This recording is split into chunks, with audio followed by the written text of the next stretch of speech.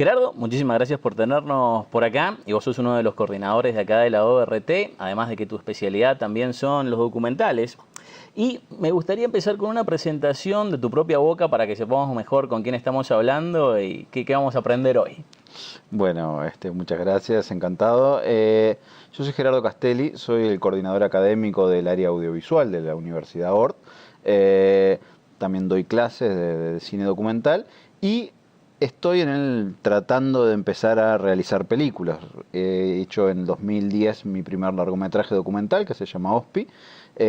Y ahora estamos terminando el segundo largometraje documental en el cual yo produzco, no dirijo, que se llama El hombre congelado, que próximamente se estará estrenando. Como decimos, tu especialidad son los documentales y yo prácticamente estoy adicto a ellos porque siempre digo que es el género del que salen mejores cosas. Por lo general con las otras tenemos bastante problemas a la hora de la calidad. Pero para poder definirlo en pocas palabras, ¿qué es un documental? Bueno, es una pregunta bastante complicada, no es fácil. Yo puedo tomar una definición que me dio una amiga mía, me parece que es muy linda. Es la siguiente. En una película de ficción, cuando un personaje muere, el director grita corte y el personaje se levanta y sigue caminando. Mientras que en un documental, cuando el personaje muere, ese personaje se entierra y ya terminó su participación. O sea, el documental es una forma de trabajar con la realidad. Y tienen la posibilidad de generar desde distintas miradas, porque hay muchísimos tipos de documentales y nos permiten explorar esa realidad, explorar un tema, explorar un personaje, explorar la forma de vida de un lugar, o sea, muchísimas maneras de acercarnos a algo que ya existe, o sea, que ya está ahí, pero que desde la mirada del director es que se termina construyendo fílmicamente. ¿De dónde viene tu amor al cine? Y de forma accidental. Yo vine a la Universidad Ort como estudiante, pero tenía la idea de hacer periodismo. O sea, no estamos hablando del año 1999, todavía la idea de hacer cine no era tan... por lo menos no tan bien vista como ahora. No existía 25 Watt, no existía en la puta vida, o sea, no se había casi una cultura de cine nacional. Y yo pensaba en hacer periodismo porque quería contar cosas, quería contar historias, quería contar cosas que sucedían. Y estando aquí adentro de la Universidad Ort, me di cuenta que no, que yo lo que quería era contar cosas a través del audiovisual. Quería contar cosas utilizando las imágenes y no solo las palabras. Entonces ahí empecé a aprender, empecé a mirar, me sumergí en el mundo de Cinemateca, iba todos los días antes de clase, iba a mirar por lo menos una película. Y empecé a lo que no había hecho durante los primeros 20 años de mi vida, a tratar de recuperar ese terreno perdido, porque me había dado cuenta que era el cine lo que a mí más me interesaba y no lo sabía, porque no entendía que eso era una forma de vida antes. Yo creo que el cine en sí nació en forma documental. Digo, antes de poner actores a que hicieran algo, la gente iba a la famosa escena de la salida de la fábrica o ponían un tren y se te venía encima y la gente se asustaba. Pero ese tipo de cosas ¿califican como documental o hay que tener un concepto o una idea básica para poder moverse alrededor de ella? ¿Y eso es lo que es un documental o simplemente sacar una imagen de algo que está pasando? Ya lo es. Sí y no. Concuerdo contigo de que el cine comienza como documental, o sea, lo que los hermanos Lumière quieren hacer es filmar algo que estaba sucediendo. Los obreros salían de esa fábrica todos los días y ellos deciden filmarlo. Sin embargo, en esa salida de los obreros, históricamente se supo después que los hermanos Lumière hicieron 3 tomas de esa salida de los obreros. En una primera toma los obreros salen y queda el portón abierto, en la segunda toma los obreros vuelven a salir y queda el portón abierto, y en la tercera toma los hermanos Lumière le piden a la gente que salga más rápido para poder cerrar el portón, porque ellos no tenían la posibilidad de cortar, sino que dependía de la duración de la cinta. ¿Qué es lo que sucede? O sea, con esa necesidad de filmar algo que sucedía, también surge la necesidad de ponerlo en escena, surge la necesidad de darle una cierta forma, una cierta lógica, un inicio, un desarrollo y un final. En algo tan pequeño como la acción de que sale gente de una fábrica, se ve que se abre una puerta, la gente sale y la puerta se cierra. O sea, hay una lógica narrativa ya presente desde las primeras bases del documental. En ese sentido, a lo que voy es que no alcanza con solamente prender una cámara. Hoy todo el mundo tiene celulares que filman, cámaras de fotos que filman. No alcanza para hacer un documental con prender una cámara y filmar algo. Uno tiene que tener una cierta lógica narrativa detrás que nos permita no solamente mostrar, sino también contar a partir de lo que estoy mostrando. ¿Cuál ha sido la evolución del documental a través del tiempo? Como decís, así es como nació, pero al día de hoy es muy diferente y también es muy diferente a lo que se hacía hace 20 y 40 años. Para compararlo en los últimos tiempos, ¿cuál es la diferencia del documental de ahora, de hace 20 y 40 años? Bien, o más. El documental, bueno, surge el cine como documental, luego hay unos 20 o 30 años donde el documental es meramente el registro de distintas situaciones. Iba la gente por el mundo, filmaba, y esas mismas cosas que se filmaban eran proyectadas. Y luego con Robert Flaherty, un director norteamericano, es que comienza el cine documental a transformarse en una forma de cine, en una forma de narración. Él hace una película que se llama Nanook el Esquimal, y a partir de ahí es que surge el documental tal como lo conocemos. ¿Por qué surge ahí? Porque es el primero en comprender que un documental necesitaba también un argumento, necesitaba también una narrativa, que hubiera un héroe, que hubiera un conflicto, que hubiera un problema y que ese problema sea resuelto por nuestro héroe. Y a partir de ahí es que entendemos que hay una forma de hacer un cine documental que requiere una cierta puesta en escena, que requiere una cierta manipulación de los elementos para poder hacerlo narrativos audiovisualmente. O sea, no es lo mismo las cosas que suceden en la calle que nosotros vemos, no están siendo contadas, sino que están sucediendo como con el orden natural de las cosas. Ahora, el documental lo que hace es ordenarlas fílmicamente para que un espectador las vea, las entienda y sienta algo a partir de eso. Luego, bueno, todo eso fue evolucionando y hay muchísimas ramas. Yo creo que hoy en día hay dos grandes ramas del cine documental. Por un lado está el documental más convencional o tradicional, que es el documental que vemos en Discovery, el documental que vemos en National Geographic, que es probablemente lo más conocido. Y luego hay un documental que se denomina documental de creación, que es un documental un poco más poético, que no apunta tanto a los contenidos o a las historias, sino más bien a los sentimientos y a las emociones. ¿Cómo se llega hasta ahí? Bueno, a partir de muchos cineastas que fueron cambiando y aportando sus granitos de arena históricamente y que hacen que nosotros hoy en día tengamos posibilidades amplísimas en un terreno que, como decías tú al principio, es de lo más rico y de lo más vasto cinematográficamente hablando hoy en día. ¿Cuál es la diferencia entre un documental y un reality show? Depende también del reality show, no todos funcionan o suceden de la misma manera. Yo creo que igual el cine documental, para empezar, el documental tendría que estar pensado en una cuestión temporal, para hacer una película, ya sea una película para televisión o para cine, pero de unos 60 minutos o 90 minutos, con un cierre, un inicio y un final, mientras que el reality show es algo que generalmente tiene una extensión muchísimo mayor, donde vemos un desarrollo de ciertas personas o personajes, y esos son sometidos a ciertas condiciones, pero generalmente los reality shows, esas condiciones están siendo manipuladas externamente, y lo que se busca es un efecto mucho más efectista, valga la redundancia, en el público, a partir de que superen ciertas pruebas o que logren vencer ciertos obstáculos, mientras que en el cine documental, más allá de lo que hablaba al principio, que hay una manipulación y una puesta en escena, se busca que lo real tenga un peso muy importante dentro de lo narrativo. ¿Y qué opinas, por ejemplo, de cosas como Samsara o Baraka, una cosa así? Que es como una sucesión de imágenes que yo siempre digo, tendría que estar en las salas de espera de todo el mundo, pero como que no tiene ni una sola palabra. ¿Eso también califica como documental o es otra cosa? A ver, Samsara, Baraka, surgen de una película anterior que se llama Koyaanisqatsi. Es un tipo de cine documental, que yo lo considero sí documental. No es el tipo de documental que a mí más me interesa.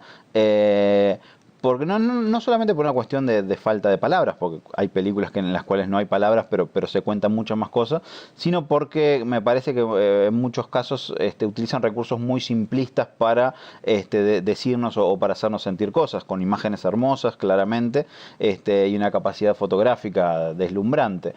Es un tipo de cine documental que parte de una crítica que hacen esos directores sobre el documental de la década del 70, que era un documental donde la voiceover era cada vez más recurrente, donde se utilizaban muchas placas, textos y demás, y ellos dicen que bueno, hay que terminar con la palabra y hay que contar, el cine tiene que contar con imágenes, y creo que en ese sentido por lo menos es valiosa la idea de, bueno, si estamos haciendo cine, atrevémonos a contar una historia a contar una idea con imágenes.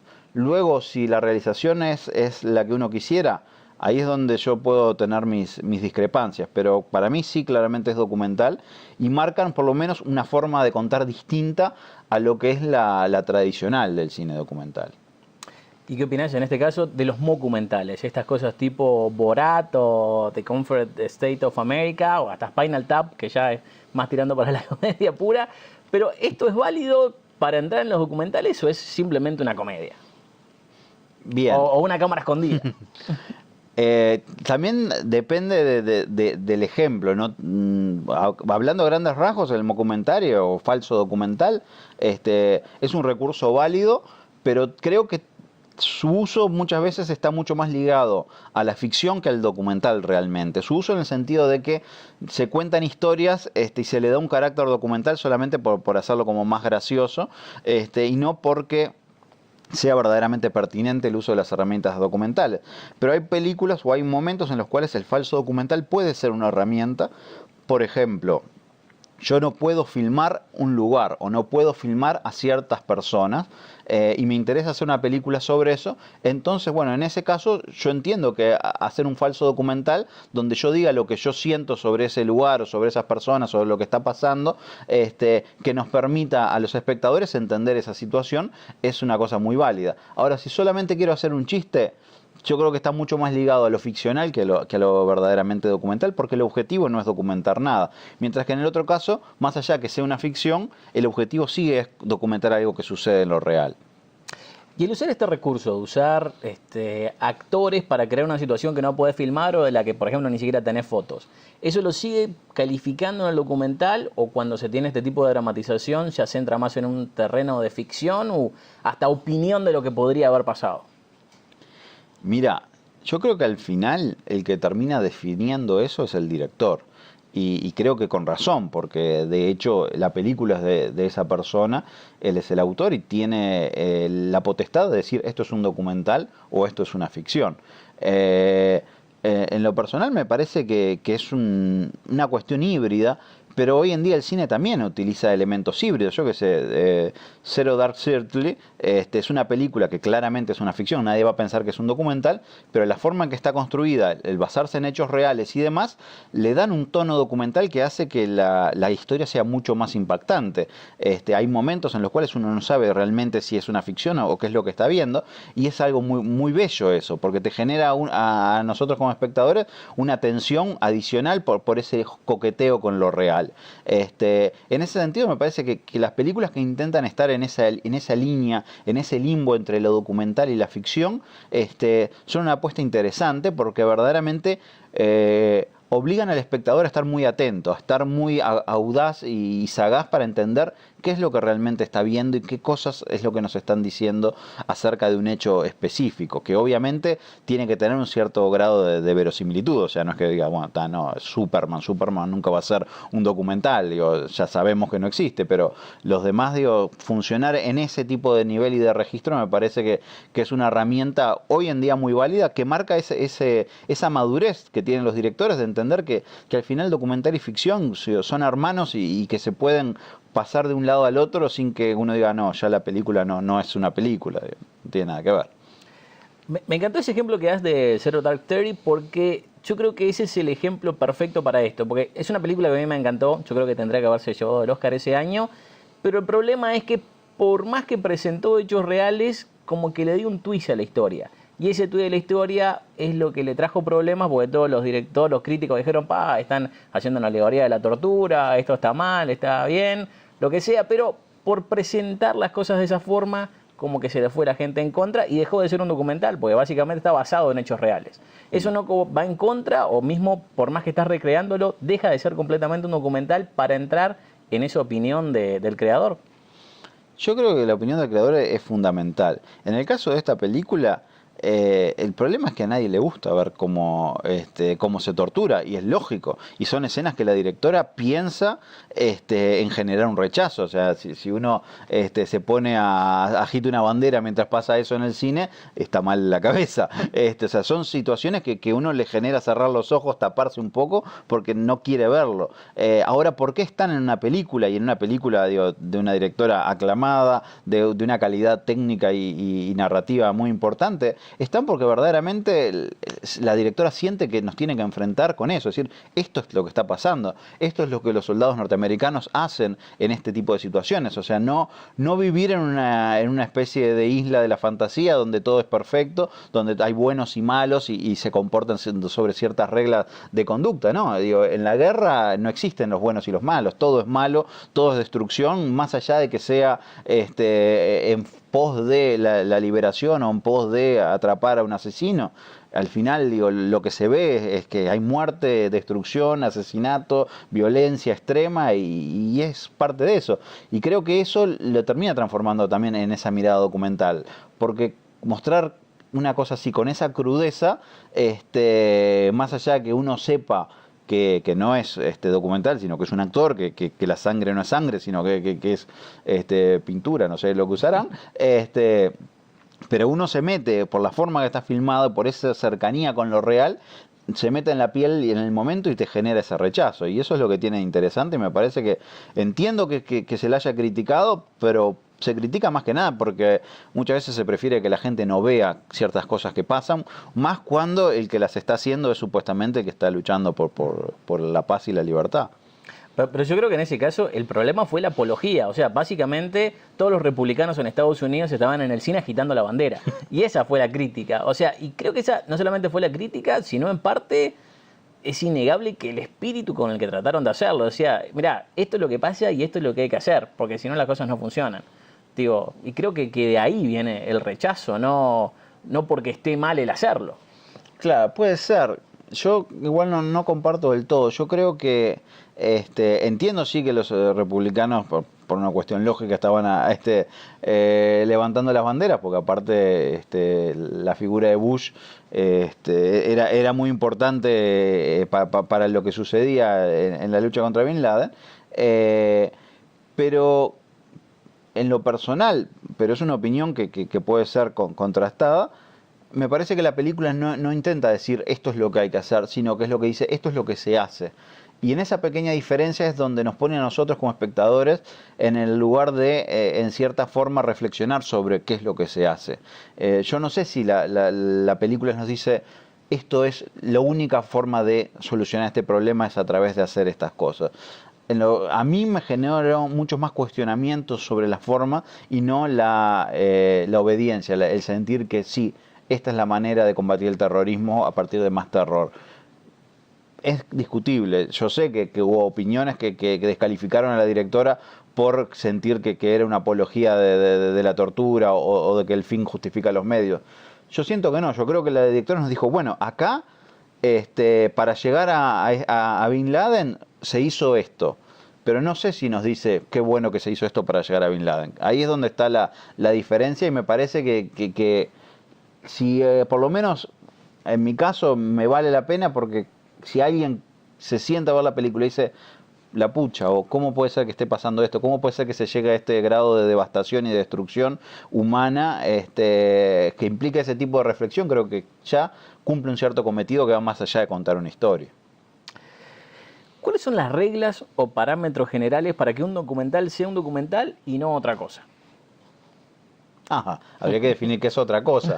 Digo, como estuvimos hablando ahora de uno que es solamente con imágenes, un documental o una ficción que trata de emular lo que pasó. Digo, eso puede que capaz que en cierta medida sea un documental, pero ¿es suficiente para ser documental? ¿Y cuáles son las reglas básicas para definir que esto sí definitivamente estamos viendo un documental? No, a ver, creo que el trabajo sobre un hecho real, o sea, sobre un objeto fílmico real, eso ya de por sí implica una mirada documental y una realización de cierto tipo documental.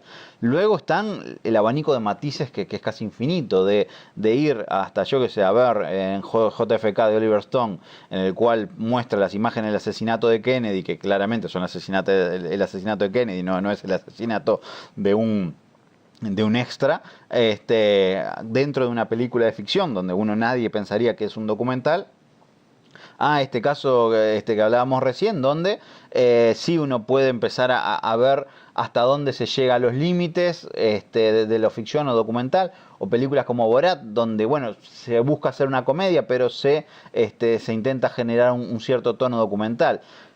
Por eso que para mí el lugar del director, lo que el director desde el lugar desde el cual construye la película, si es desde lo documental o desde lo ficcional. Cuando digo construir desde lo documental me refiero a el uso de ciertos recursos de documental, como puede ser el uso de material de archivo, el uso de una voiceover, el uso de imágenes obviamente que muestren el hecho o que lo recreen o que a través de fotografías o de algunos elementos puedan hacernos inferir, o el uso de testimonios. Todos esos son elementos que hacen al documental o que comúnmente hacen al documental. Pero también hay películas, yo qué sé, Sleep de Andy Warhol, que muestra un tipo durmiendo durante 10 horas. Y bueno, ¿y eso qué es? ¿Es documental? ¿Es videoarte? ¿Es ficción? No sé si es, pero bueno, el tipo está durmiendo porque Warhol lo puso ahí. O Empire State, que filma desde arriba el Empire State durante 12 horas, la gente caminando. Son cosas que ya trascienden lo meramente formal de decir esto es documental, esto es ficción, esto es videoarte o esto es, no sé, experimental. Ahí es donde entra lo más rico del cine, cuando estamos en esas fronteras. Y yo creo que más allá de que sí hay elementos que son típicos, como te decía, de documental, la entrevista, el voiceover y todo eso, creo que cuando las películas se salen también un poco de eso y empiezan a experimentar con otras cosas, es donde ganan más. Y más allá que algunos digan, pero esto no es un documental, a mí me pasa en mis clases cuando muestro películas y me dicen, ¿y esto es un documental? Y yo digo, ¿y eso importa? Lo que importante es lo que vos sentiste cuando lo viste, más allá que después lo categorías como documental, como ficción, como experimental. Pero ¿qué es lo que sentiste vos? ¿Qué es lo que entendiste? ¿Qué es lo que te transmitió la película? Si te transmitió algo, valió la pena. Después el sello de documental se lo pondrá en el LATU, no sé. ¿Tiene que haber una estructura previa a la hora de empezar a hacer un documental? ¿O básicamente tenés la idea, salís a grabar y después lo que termina en la pantalla es lo que terminó saliendo en la sala de edición?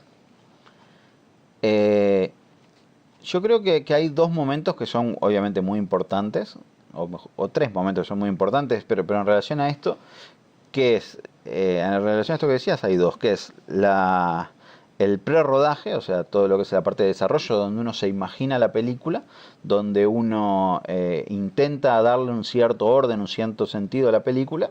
Luego sucede el rodaje, que obviamente es muy importante porque es donde se filma la película, pero es un momento en el cual generalmente, como uno está trabajando con cosas que están sucediendo, uno no tiene control y es como que se te escapa el agua entre las manos porque nunca estás consiguiendo exactamente lo que uno quiere, sino que a menos que haya, bueno, una reconstrucción y demás, donde ahí sí uno pone en escena las cosas, pero si está trabajando con cosas con personas que están vivas, que están haciendo su vida ahí adelante, uno las está siguiendo, está tratando de acomodarse a esa situación.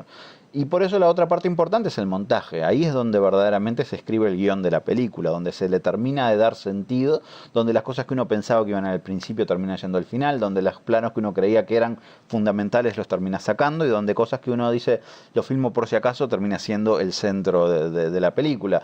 En el caso del documental es una etapa de creación absoluta.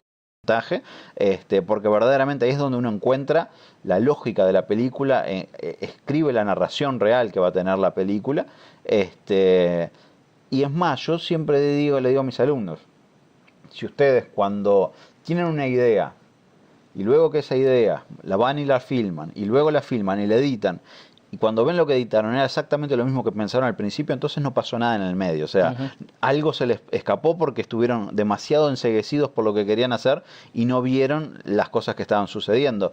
Porque lo lógico es que uno, desde una idea hasta el producto final, todo vaya cambiando, todo se vaya acomodando, todo se vaya mutando hasta llegar a un producto que pueda ser capaz que hasta peor que lo que uno había pensado, pero es mucho más vivo, mucho más orgánico y mucho más real porque refleja lo que nos pasó a nosotros como directores frente a lo que estábamos filmando. Creo que antes había un gran problema a la hora del documental porque como el film era tan costoso, medio que tenías que seleccionar lo que grabar, y ahora con las cámaras digitales básicamente tenés el problemón de que tenés demasiado material. ¿Cuál de las dos situaciones es mejor si ahora este nuevo problema de tener mucho material es más complicado que el no haberlo tenido antes, o medio que es lo mismo, o cuál es la ventaja o la desventaja de cada cosa?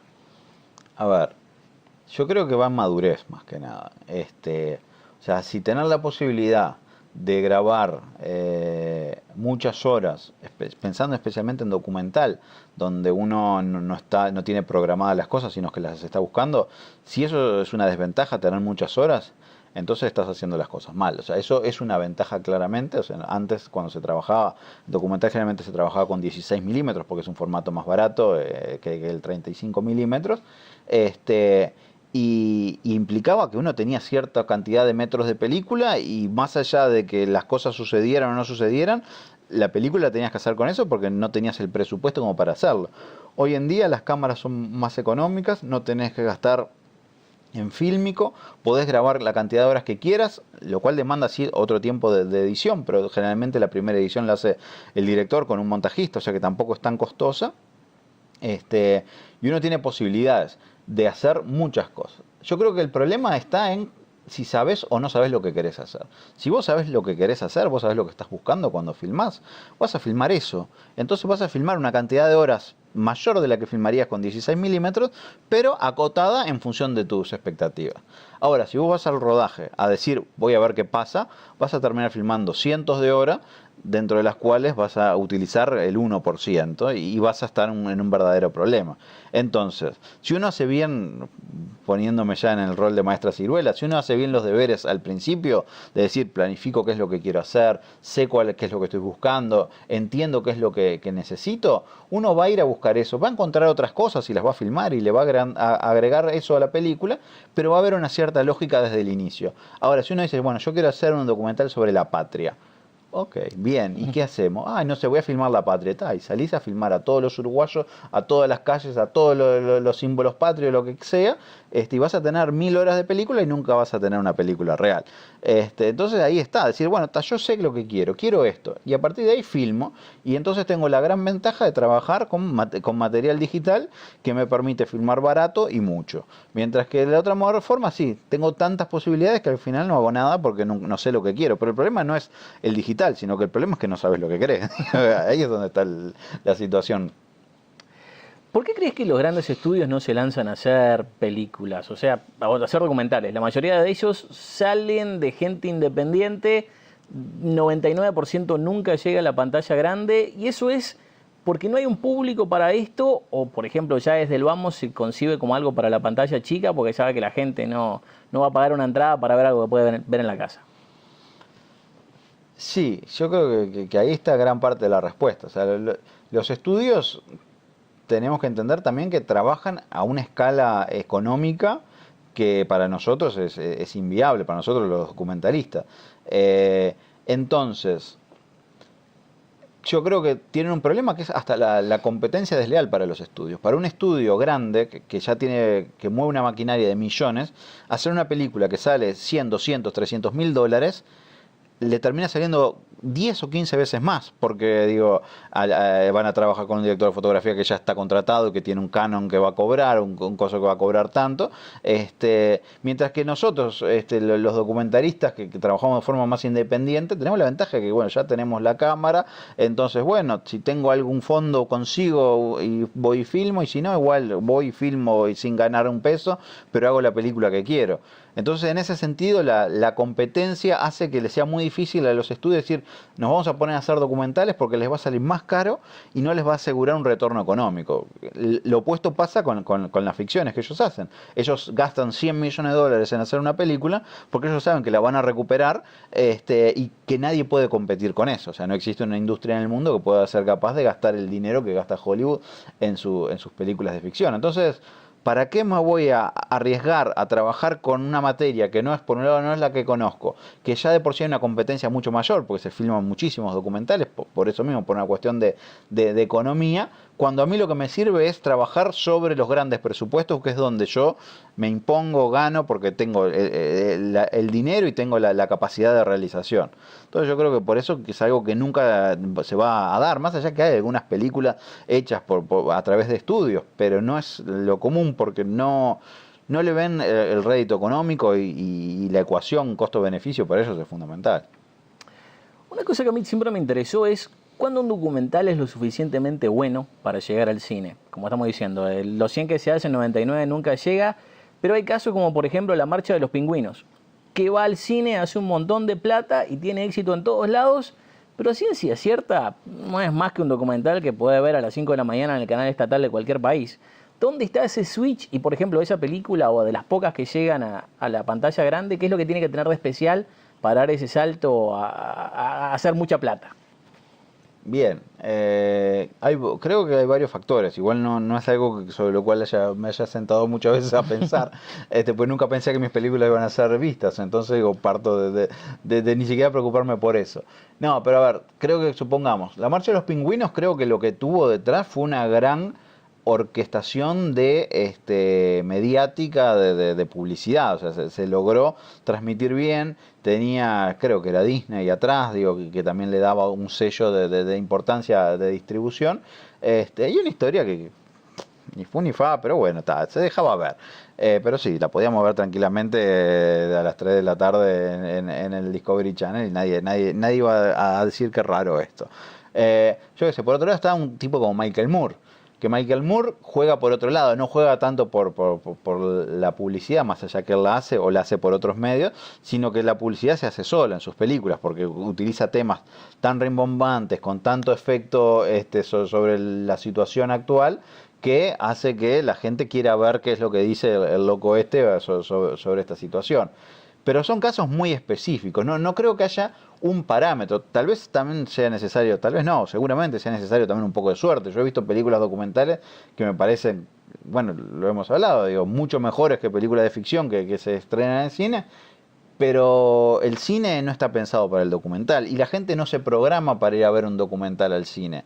O sea, es pocas veces que la gente, yo tengo amigos de mi edad, que a veces no entienden ni qué es lo que quiero hacer yo, pero decirle, vamos a ver un documental es como decirle, vamos a caminar por Kabul. Digo, no, ¿por qué? ¿Qué ganas de hacerse esto a ellos mismos? Mientras que uno dice, vamos a ver una ficción y todo el mundo se prende y a los 2 minutos están todos arriba del auto. Entonces, hay ya una mentalidad en el público que dice que el lugar para ir a ver documentales son o las salas alternativas, de cinematecas, si es cines culturales y cosas así, o la televisión o internet. Mientras que la ficción pasa por ese lado. Entonces, creo que salvo casos que sean o temas muy, muy específicos que llamen mucho la atención o con una herramienta de publicidad muy grande, yo qué sé, después de la de los pingüinos sacaron también una, creo que era sobre pelícanos y no la vio nadie, porque ya habían sacado la cuota de animales en televisión y por 4 o 5 años más nadie lo va a ver. Pero más allá de eso, no creo que haya un componente que uno diga, yo estoy haciendo este documental porque la voy a romper en salas. Es muy difícil pensarlo de esa manera, sino que uno hace un documental y si tiene un cierto suerte y un cierto apoyo de una multinacional, como puede ser Disney, que lo publicite, bueno, entonces ahí en algunos casos puede ser que se termine exhibiendo y pueda llegar a ser un éxito. Si sos Michael Moore y te vas a meter con George Bush o con las Torres Gemelas o con Columbine, bueno, tenés también cierta chance porque aparte ya tiene un público específico para eso. Pero después, las películas documentales que salen y que se estrenan en salas y que tienen un éxito, son muy pocas, por no decir ninguna casi. A la hora de empezar a hacer un documental, ¿cómo se elige el tema a tratar? Bien. Un documentalista que se llama Alan Berliner decía que uno de los elementos muy importantes era el acceso. Entonces él hizo películas sobre su padre, sobre su madre, sobre su hijo. O sea, dice, bueno, son personas que yo tengo cerca y sé que las puedo filmar. Pero más allá de eso, yo creo que antes que nada tiene que haber un cariño. O sea, uno tiene que sentir algo por eso que quiere filmar. O sea, yo creo que hacer una película es en cierta forma un acto de amor que uno está vinculándose con algo o con alguien y que tiene que haber una necesidad de estar, a veces son meses en ese lugar o con esa persona, acompañándolo, sintiendo la vida con él, que implica que para empezar tener un cariño o tener, yo qué sé, una rabia, decir, no quiero hacer sobre la tortura o quiero hacer sobre algo que me indigna y que siento que no creo, no entiendo cómo el mundo puede vivir con esto. Yo creo que parte de ahí esa idea, o sea, parte de algo que uno quiere decir, parte de algo que uno siente que quiere contar. También, yo que sé, hay películas que no son así, digo, y tampoco seamos, a veces uno vive en el mundo de frutillitas. Hay gente que dice, no, mirá, yo quiero hacer una película sobre esto porque sé que la gente le va a interesar. Es válido, no está mal, yo que sé, Maracaná, bueno, no sé, hacer una película sobre Maracaná el año del Mundial, o estrenarla en el año Mundial, que se va a jugar el Mundial en Brasil, obviamente el director inteligentemente tiene que haber dicho, bueno, este es un buen momento para hacer una película sobre esto. ¿Por qué? Porque es el año del fútbol, estamos no sé, hay cuentas regresivas por todos lados pensando cuánto falta para que empiece el Mundial, y voy a meter una película sobre Maracaná. Excelente idea. Digo, no es una crítica, sino todo lo contrario. Es decir, bueno, es ver que hay un público que está interesado. Ahí viene desde otro lado, es bueno, ¿qué es lo que yo puedo conseguir en el público? En lo personal, a mí no me pasa por ese lado, sino me pasa por qué es lo que yo quiero filmar, qué es lo que yo quiero ver en una pantalla y voy a hacer esa película.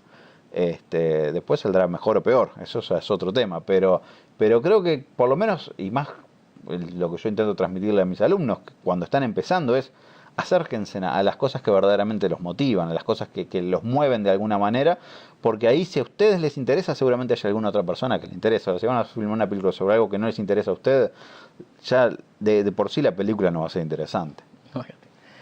Otro uso que se le ha dado a los documentales es la propaganda. Creo que uno de los primeros fue Triumph of the Will, que hasta el día de hoy debe estar prohibida en muchos países. Y sea el mensaje bueno, sea el mensaje malo, ¿qué tan válido ves el documental como una forma de transmitir estas ideas que, como digo, se pueden tomar como propaganda, pero para tratar de hacerle cambiar la opinión a la gente? Bien. Yo creo que el documental como propaganda, que sí, que surge en la preguerra de la Segunda Guerra Mundial, con una necesidad muy fuerte, en este caso el triunfo de la voluntad, pero también en Estados Unidos habían hecho una serie llamada ¿Por qué luchamos?, que dirigió Frank Capra, que era una especie de respuesta al triunfo de la voluntad. Yo creo que es un tipo de documental muy necesario. Y en cierta forma es bastante honesto, más allá de que esto pueda ser malinterpretado. Es un documental en el cual uno claramente entiende cuál es la intención del director. O sea, más el triunfo de la voluntad, obviamente, que lo que hace es ensalzar un régimen nefasto y a una figura como la de Hitler, pero uno entiende la película y uno ve que la película intenta hacer eso. A mí me preocupa a veces más otro tipo de películas documentales que intentan ocultar la subjetividad, o nos intentan decir esto es objetivo, cuando claramente nada es objetivo. O sea, desde el momento que yo prendo una cámara, que yo estoy eligiendo un personaje para hablar, o estoy dando cierta información, hay una persona que las está eligiendo, que las está diciendo y que las está ordenando en un montaje. Entonces, la objetividad no es tal, nunca va a ser tal.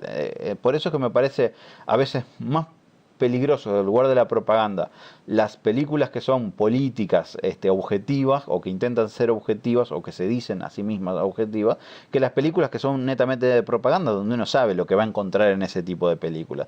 Yo creo que en el cine documental la subjetividad es algo muy importante. El director está en una relación con ese otro, con lo real que está filmando, y esa relación implica una subjetividad. Yo estoy hablando contigo, y hablo desde mi ser. Yo no me puedo desprender de lo que pienso, de lo que siento, para hablar con alguien o para sentir algo. Entonces, ¿por qué sí podría desprenderme de todas mis creencias cuando filmo una película? Al contrario, todo eso está de forma consciente o inconsciente, pero de alguna manera está en una película. Yo no voy a filmar de la misma manera a Mujica que a Valle o a La Calle, por cuestiones políticas, culturales y sociales, pero es lógico. Y pensar que lo haría así es mentirle a la gente. Yo tengo mis preferencias, tengo mis ideales, y me parece que una película que en cierta forma los expone es una película honesta, y al fin y al cabo eso es importante para el documental. Una cosa que está muy marcada, como vos dijiste, por ejemplo, los documentales de Michael Moore, en donde ya es un documental de autor, capaz que en menor medida los de Alex Jones, que también tienen su punto de vista, pero eso también yo creo que flecha completamente la cancha para las ideas de ellos, pero a veces termina siendo más efectivo porque esa misma flechada y ese mismo traer toda la idea sobre uno mismo, como que te hace tener una mejor conexión, no solamente con el tema, sino con el autor. ¿Eso entra dentro de esa peligrosidad que vos decís o termina siendo más auténtico? No, a mí con el gran Michael Moore me pasa algo que es lo siguiente. Yo creo que sus películas solamente sirven para convencer a los que ya están convencidos. O sea, la forma, esa direccionalidad que vos decís es tan evidente y tan marcada que no genera una verdadera reflexión.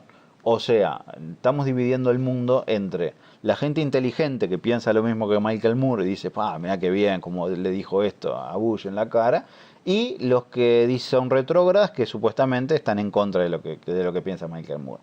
Y eso es irreal, o sea, ni son inteligentes ni retrógradas los otros, solamente es que tienen una forma de ver la realidad distinta.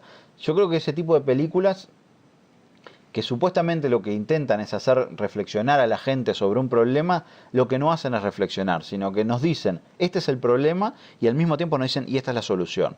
Este es el problema y este es el culpable. Entonces, como espectador, yo es como que estoy leyendo una receta de cocina. Me dice, haga esto y esto para tener la tortilla.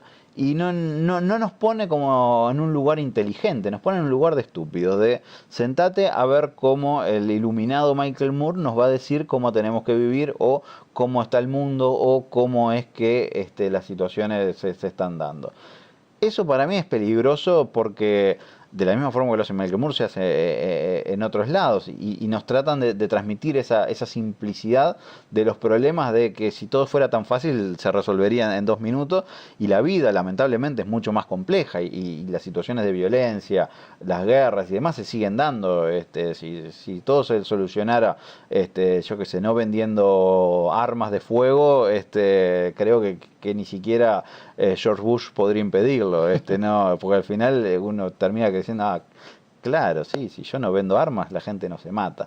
La gente se mataba antes de que se inventaran los revólveres, y se va a matar después cuando tengamos armas láser, no sé, porque es parte inherente. Y si el lugar del ser humano, digo, creo que está muy menospreciado en esas películas, porque nos ponen como tontitos, que nos tienen que explicar el mundo. Hay una película que se llama Noche y Niebla, de Alain Resnais, que es sobre el holocausto judío en la Segunda Guerra Mundial, que termina haciéndose preguntas, y es súper interesante, porque uno ve toda esa situación de destrucción, de muerte, de miseria y demás, y en vez de señalar a decir, estos son los malos, estos son los culpables, y si Hitler no hubiera nacido, nada de esto hubiera sucedido, se hace preguntas, y bueno, ¿quién es verdaderamente responsable? ¿Por qué nos siguen pasando estas cosas?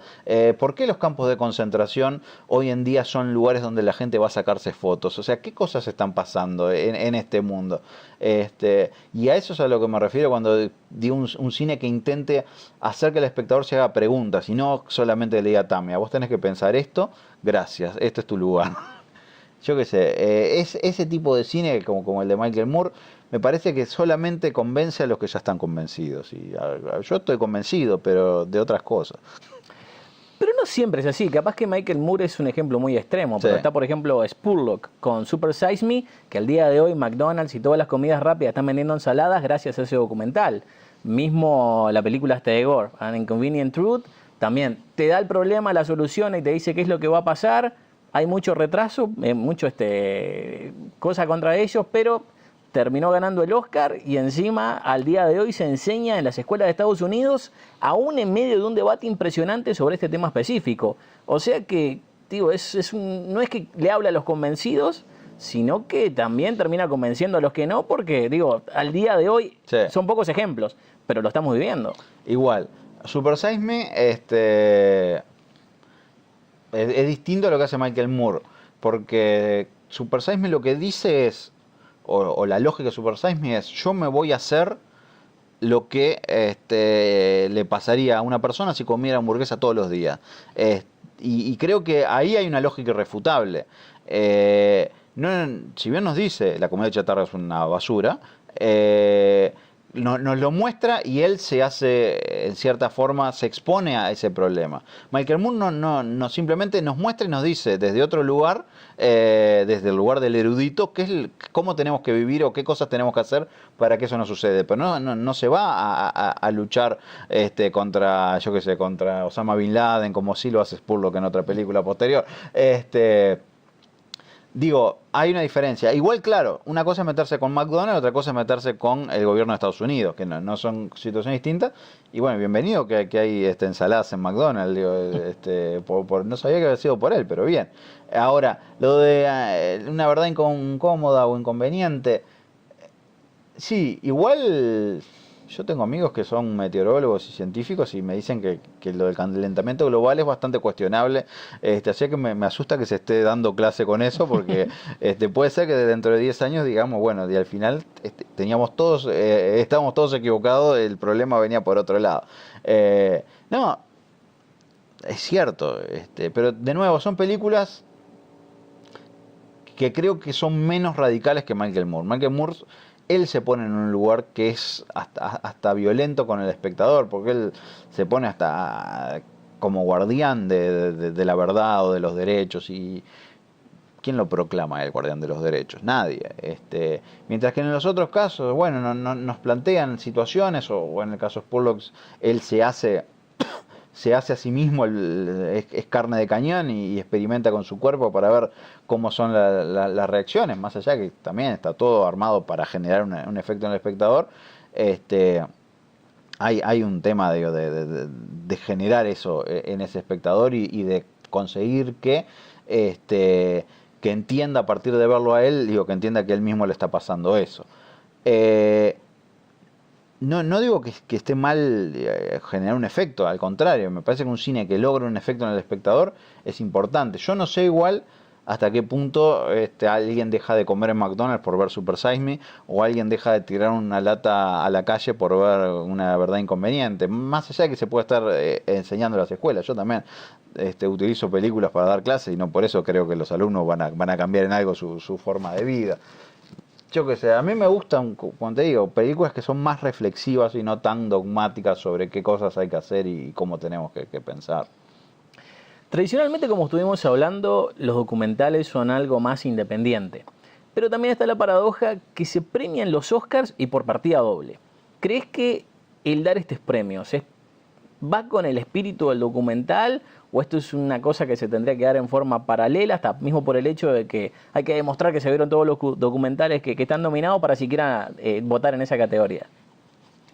A ver, los Oscars, como muchos otros premios, como todos los premios, son arbitrarios y no son una prueba de nada. O sea, hay películas que ganaron el Oscar como documental o como ficción que no me parecen buenas, y hay otras que no lo ganaron que me parecen excelentes y mucho mejores. Yo ahora estoy pensando en El Luchador de Darren Aronofsky. Para mí era la mejor película, no me acuerdo ni qué ganó ese año, pero era claramente esa la película que tenía que haber ganado, desde mi punto de vista, obviamente. Pero a lo que voy es, el cine documental funciona por otro lugar. El Oscar lo toma porque es parte del cine y me parece que está bien que así sea. O sea, si en una ceremonia en la cual se premian tantas cosas, que no se premie un tipo de cine documental, digo, sería casi que despreciarlo. O más allá de que no sea parte de la industria, igual ellos se preocupan por buscar películas que están en cierta forma vinculadas a la industria, muchas producciones de HBO, muchas producciones que tienen otro sustento y que no son el tipo que agarró su camarita y filmó en China o en cualquier parte del mundo.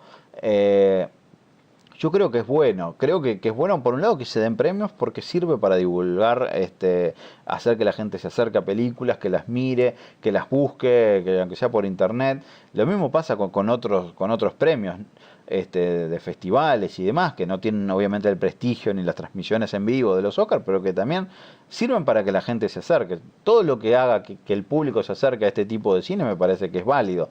Más allá de que después yo piense que los premios en sí son completamente accidentales. Es porque un grupo de personas en un cierto momento y compitiendo con un cierto grupo de películas que otra gente seleccionó, creen que eso es lo mejor.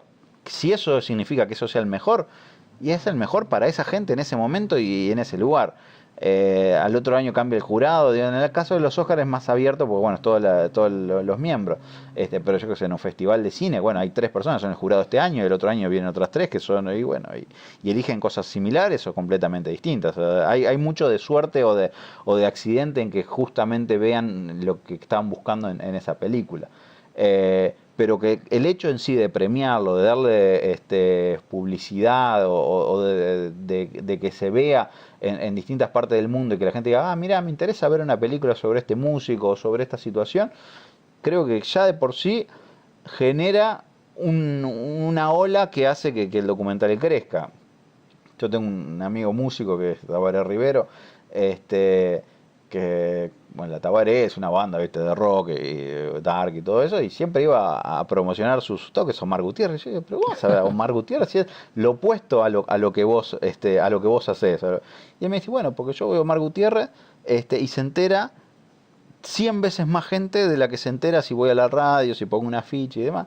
Y bueno, y el Oscar es eso, más allá de que con toda esa parafernalia, con toda esa muestra de glamour y de dinero, a veces digo que sale probablemente con lo que se gastan solamente en hacer la ceremonia, pagan todos los documentales del año, pero bueno, eso sirve para que haya gente que diga, voy a ver esta película, me voy a interesar por el documental, hay un loco en otra parte del mundo y diga, voy a ver qué pasa acá.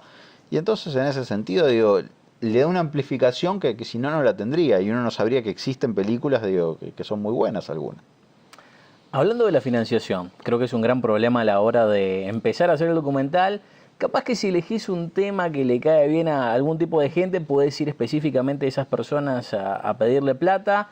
En el caso de que tengas que depender de concursos y eso, capaz que te tenés que medio que cambiar la idea para poder adecuarte a eso y hasta medio prostituir la idea, aún si no querés hacerlo en el final del día, pero creo que es un gran problema para siquiera empezar a hacer este tipo de cosas. En tu opinión, ¿cuál es la mejor forma o la forma más factible de poder financiar un documental? Bien, la forma más factible para hacer un documental es bancándoselo uno. Y eso lo digo por experiencia. Ahora, esto lo voy a hablar de lo que yo creo realmente y lo que nosotros hacemos. O sea, nosotros, bueno, la película que yo hice, Ospi, no utilizamos fondos públicos ni nada, digo, ni siquiera nos postulamos, conseguimos hacerla, juntamos a un grupo de amigos y la filmamos. El hombre congelado, la película que yo produzco, sí es una película que contó con el FONA, contó con fondos nacionales e internacionales, pero siempre nos pusimos como objetivo, o sea, nunca entrar en coproducciones. Por eso mismo, por lo que vos decís de prostituirse. O sea, uno cuando entra en una coproducción le está cediendo parte del poder de decisión a alguien que viene y pone dinero. Entonces nosotros elegimos tratar de concursar. Concursar significa podés ganar y podés perder, que es lo más lógico, generalmente uno pierde, lo cual hace que un proyecto lo demore mucho más tiempo en hacer. O sea, si yo tengo a alguien que venga y me ponga $100.000, lo puedo hacer en 3 semanas. Ahora, si tengo que concursar, a veces tengo que estar 1, 2, 3, 5 años esperando. Nosotros en 2 años conseguimos el dinero que necesitamos para hacer la película, el que necesitamos. El mínimo indispensable, todavía estamos debiéndole a gente, pero es parte del negocio y digo, gente que sabe de qué se trata y todo el mundo trabajó con mucho gusto y pone parte de lo que sería su salario para que la película salga adelante, y eso es lo interesante porque se genera una especie de cooperativa atrás de una película. Y elegimos esa forma de decir, bueno, concursemos, ganaremos, perderemos, pero la película la vamos a hacer así, sin que nadie más que nosotros elijamos qué es lo que queremos mostrar, qué es lo que queremos contar y qué es lo que vamos a decir. Después, la opción de empezar a ceder y empezar a escribirle según quién dice qué o qué es lo que le puede interesar a tal persona, a mí no me gusta, pero digo, sé que hay gente que lo hace y si lo puede filmar, al final el objetivo final es hacer la película. Yo creo que el objetivo final no es hacer cualquier película, sino la película que uno quiere. Yo prefiero estar 3 años sentado en mi casa esperando conseguir la plata y hacer la película que quiero, a estar filmando a las 2 semanas y haciendo la película que otra persona quiere que yo haga. Digo, no me siento en ese papel, pero respeto a los que lo hacen de otra manera. Una cosa que ahora está surgiendo es el crowdfunding, pero creo que uno de los grandes problemas que sobre todo tenemos en Uruguay en la mayoría de los mercados chicos es que se depende de las tarjetas de crédito y la mayoría de la gente no tiene tarjeta de crédito internacional.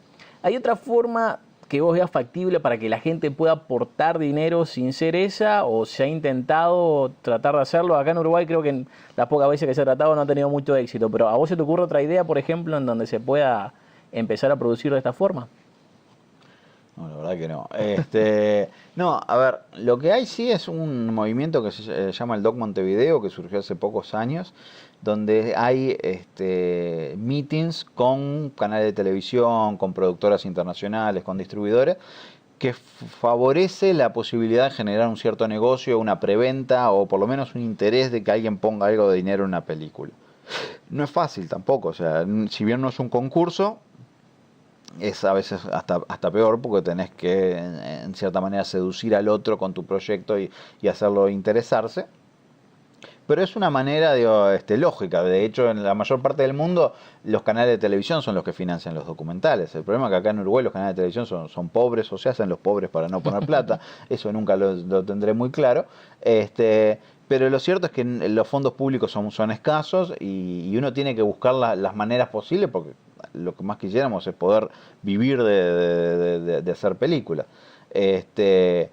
Lo de los crowdfunding yo nunca me metí. Sé que existen, no conozco a nadie acá que le haya servido realmente o que haya dicho, sí, financié mi película con esto. Creo que nosotros, el mal del país chico, del poca población, es como que es muy difícil tener realmente esa posibilidad de conseguir fondos genuinos cuando estamos hablando de miles de dólares. Digo, no es que tampoco hacer una película, por más que sea documental, sea algo barato. Entonces eso hace que estas estrategias tengan resultado en otros lugares, pero acá son muy difíciles. Yo creo que hay que laburar nomás y buscar la vuelta. ¿Cuál es el próximo paso para el documental? ¿Cuál es la barrera que todavía no se ha roto o cuál crees que es la evolución que se tiene que dar para empezar a hacer el nuevo documental? Bien, a ver, yo qué sé, Benders con Pina en 3D hizo un tipo de documental que en un formato que generalmente no se hace. Le fue más o menos, no fue una película exitosa, pero tampoco le fue mal. Yo no sé si el 3D, sea un cambio real para el documental. Creo que no, creo que al final lo que importa es lo que se ve ahí, no tanto si verlo en mayor o menor dimensión.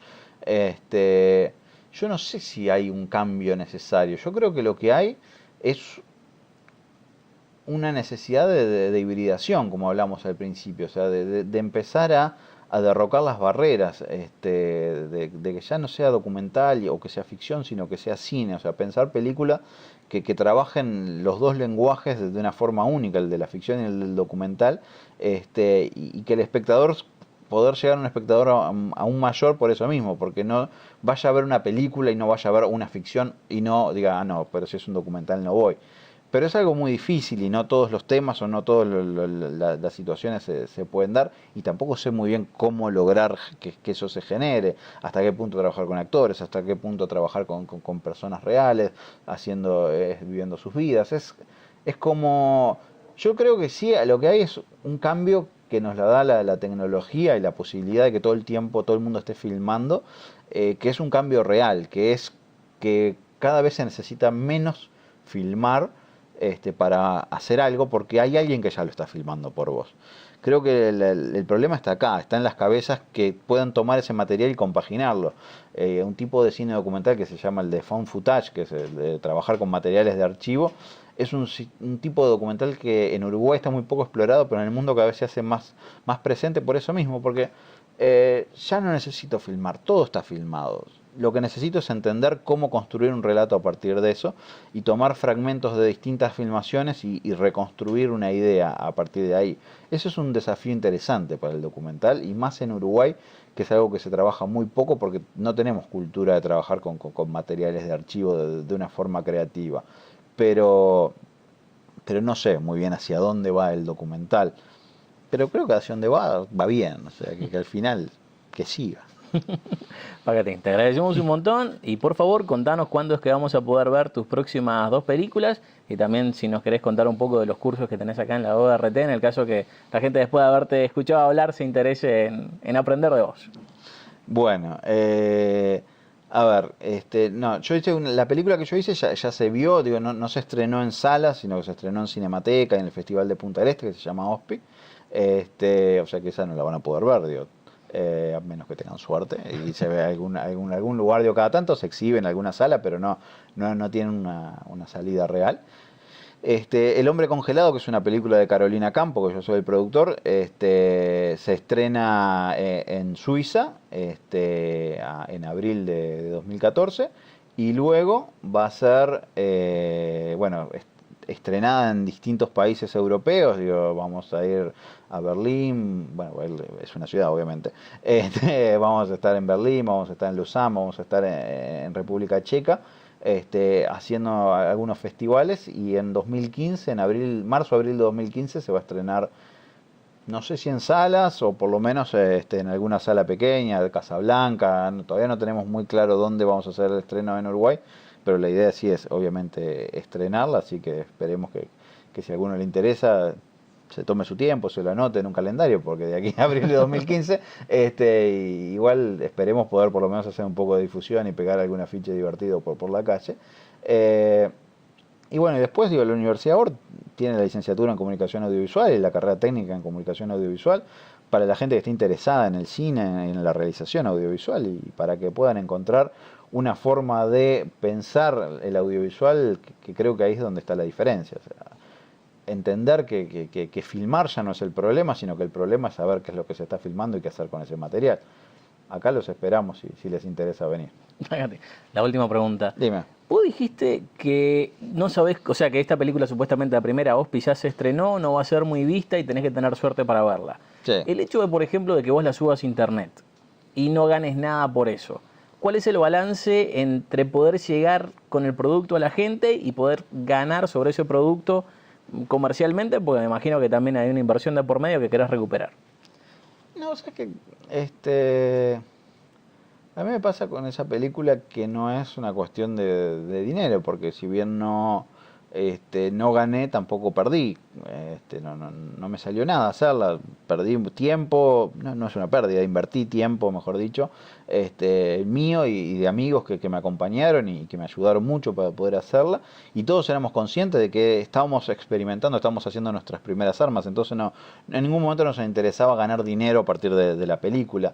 Simplemente es que uno a veces también le tiene cariño a las cosas y yo que sé, ponerla en internet es como decir que cualquiera la mire, que cualquiera, y yo que sé, prefiero que se vea cada, yo que sé, 1 o 2 veces por año en algún coso de Cinemateca, en el Cine Club Español, el Festival de Cine por algún lado, saber que por lo menos hay gente que en algún lugar leyó que se va a dar esta película, que le interesó el tema y que fue, y no que la miran por cualquier lado y no saben lo que es, la cortan, la tiran, la pegan, es por una cuestión más que nada de respeto, no por pensar que voy a lucrar, porque de hecho no lo voy a hacer, y tampoco me interesa lucrar con esa película, simplemente es decir, es como una manera de cuidarle. Yo, las personas que me piden, yo voy y le doy un DVD, le regalo un DVD, porque si te interesó, si viniste a preguntarme por la película y querés verla, ¿cómo no te la voy a dar? Si yo la hice para que la gente la vea.